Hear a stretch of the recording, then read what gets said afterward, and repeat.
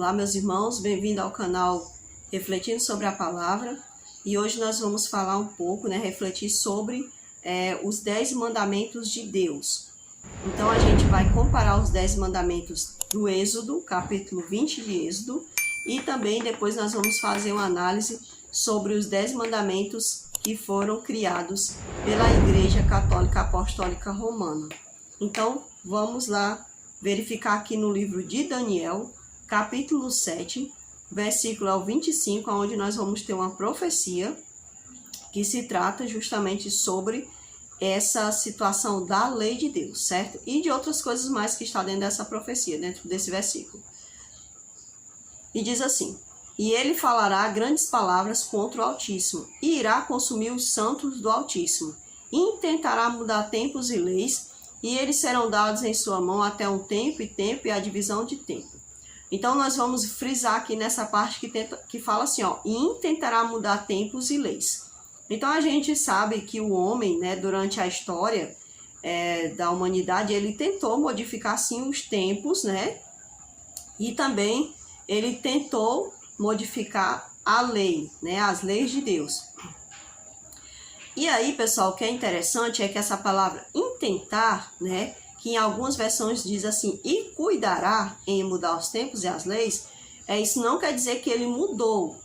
Ele não mudou. Ele intenta. Isso quer dizer que é um processo dentro, digamos assim, um processo que vai acompanhando a história. Então, sempre que houver gerações, enquanto Jesus não vier, o homem, dado a iniquidade, ele vai sempre tentar mudar aquilo que é de Deus, certo? Então, o homem, ele tenta mudar os tempos. E tempos aqui, a gente entende, pessoal, que é realmente a questão de semana, de horário, de dias, Eles querem modificar isso, Mas a gente vai frisar na questão das leis. Então, as leis de Deus, elas foram sempre questionadas por homens que não querem obedecer a Deus, Então, eles intentam, não quer dizer que eles modificaram, eles intentam colocar ali, impor sobre a humanidade, essa mudança, mas é claro que Deus não vai permitir que a palavra dele caia por terra, Deus é Deus, a palavra dele é eterna, então o homem ele pode pensar que ele está conseguindo algo, mas no entanto ele não está, Porque os verdadeiros filhos de Deus vão ser sempre obedientes, o Espírito Santo vai sempre usar alguém para fazer com que essa palavra ela nunca se perca, certo? Então, aqui deixa claro que eles intentam mudar tempos e leis. Essa versão aqui que eu estou lendo é a versão King James Fiel, tá certo? Então, pessoal, aqui fala claramente que eles vão intentar mudar as leis. E aí, que leis são essas? Por exemplo, a lei da alimentação. O homem, ele sempre tenta dizer que o que Deus deixou para comer não é aquilo. Que a gente pode comer tudo que tiver pela frente, E a outra, gente, que é a pior de todas, é a lei dos 10 mandamentos de Deus, Então, eles tentam mudar essa lei, Então, em todos os tempos, ele sempre está tentando mudar as leis de Deus. Tanto é que vai ser outra coisa aí, que está acontecendo já, que também bate de frente com a questão do clima. Então, pessoal, o que é que acontece? Nós sabemos que o inimigo de Deus, o adversário, ele sempre se utiliza de homens que têm um coração distante do coração de Deus para tentar modificar as leis de Deus. Em se tratando dos 10 mandamentos, a gente sabe que a partir do momento em que a igreja primitiva, corrompida, eu não estou falando aqui da igreja primitiva que permaneceu fiel, aonde muitos foram para fogueiras, para as forcas, para decapitações, não estou falando dessa igreja, a igreja fiel, e outras que fugiram e que tentaram guardar a palavra de Deus de alguma forma para que ela fosse passada adiante. Eu estou me referindo a homens que se introduziram no meio do povo de Deus, como sempre houve, a gente até já colocou, a gente vai aqui, até já colocou aqui no canal, onde eu fiz um vídeo explicando sobre a questão dos jesuítas, os Illuminatis, essas coisas assim, da onde que eles vieram, quem são eles, onde eles estão hoje, Então, pessoal, a gente sabe que sempre no meio do povo de Deus se introduziram pessoas que não estavam totalmente favorecidas às coisas de Deus, né? E essas pessoas, elas sempre queriam modificar as coisas de Deus à sua maneira, né? Perceba bem, existia na lei dos sacerdotes ali, que se referia ao santuário, né? Existia ali uma questão que era sobre os sacerdotes. Aí, por exemplo, quem era da linhagem dos sacerdotes, eles tinham que servir como sacerdote, né? E ali eles também se alimentavam dos alimentos que recebiam do povo. Então, tinha pessoas que poderiam optar por não participar, né, do sacerdócio. No entanto, eles, levitas também, né, no entanto, se eles se recusassem, claro que eles não iam poder participar, né, tinha toda uma lei ali envolvida. Então, imagina que tem gente que ia querer ficar lá, né, porque por alguma escolha, algum propósito pessoal, mas não porque eles quisessem servir de fato a Deus. Então, o que acontece é que essas pessoas que estavam sempre ali ligadas dentro do povo, mas com um propósito pessoal, um interesse pessoal, eles sempre estavam ali, mas não estavam satisfeitos com a adoração a Deus, não queriam adorar a Deus, não queriam de fato se entregar a Deus, né? Então, essas pessoas, elas sempre estavam ali envolvidas, mas o objetivo delas era de alguma forma, né, servir até mesmo de instrumento para o maligno, para fazer coisas contrárias à vontade de Deus. Então, a gente percebe bem que essas pessoas, elas vinham de tempos em tempos, né? Elas vinham acompanhando gerações, pessoas que não queriam nada com Deus, então estavam sempre introduzidas ali no meio do povo de Deus, e isso não foi diferente.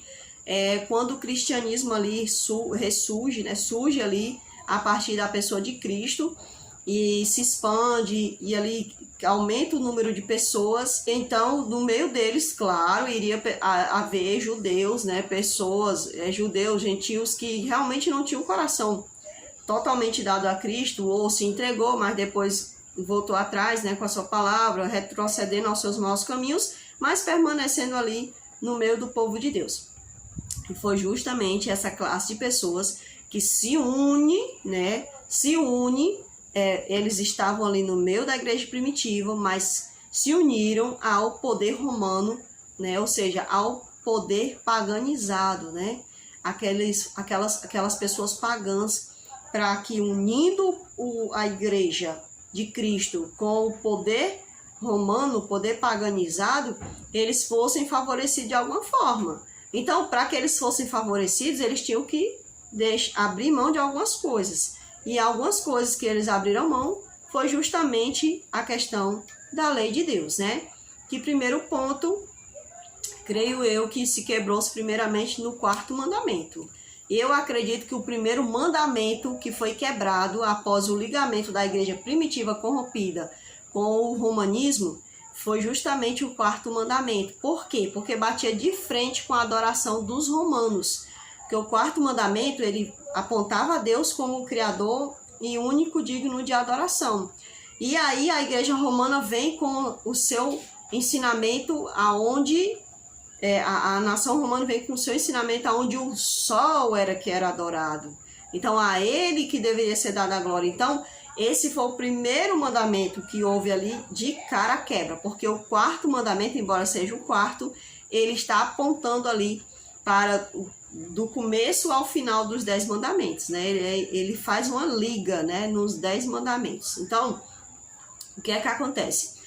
Quando essa igreja ela se junta, então vai ali cada vez mais dominando, então ela vai começando a engolir os mandamentos de Deus, né? Não somente o 4º, mas agora ela vai engolindo os demais mandamentos. Por quê? Porque, de alguma forma, né, alguém ali se contrapunha a algumas coisas, então eles foram engolindo e introduzindo ali no meio dos 10 mandamentos, no ritmo dos 10 mandamentos, o que eles queriam, né? Então a gente vai ler aqui os 10 mandamentos da lei de Deus. Essa lei não é mosaica, essa lei não é dos judeus, essa lei não é de Israel, e nem tampouco é de adventista ou de sabatista do 7º dia.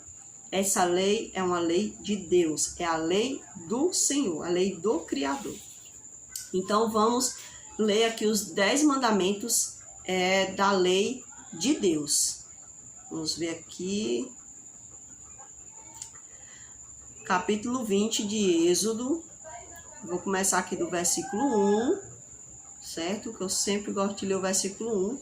Começa dizendo assim: E Deus falou todas estas palavras, dizendo: Eu sou o Senhor teu Deus, que te tirou da terra do Egito, da casa de servidão.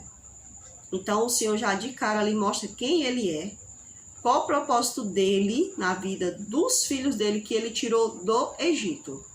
Esse povo que Deus tirou do Egito, eles vinham trazendo aquela cultura egípcia dentro deles. Então eles já haviam esquecido do Senhor. Alguns, não todos, mas muitos já haviam esquecido porque eles estavam tão ali. E quando a gente fala servidão, dá a entender que esse povo, todos eles eram escravos, né? Mas na verdade, quando Deus fala da servidão, ele está se referindo a uma servidão não somente física, mas a própria servidão espiritual. Por quê? Porque o povo, de uma certa forma, ele começa a fazer as práticas, começa a se prostrar ao Egito em todos os sentidos, porque havia uma troca.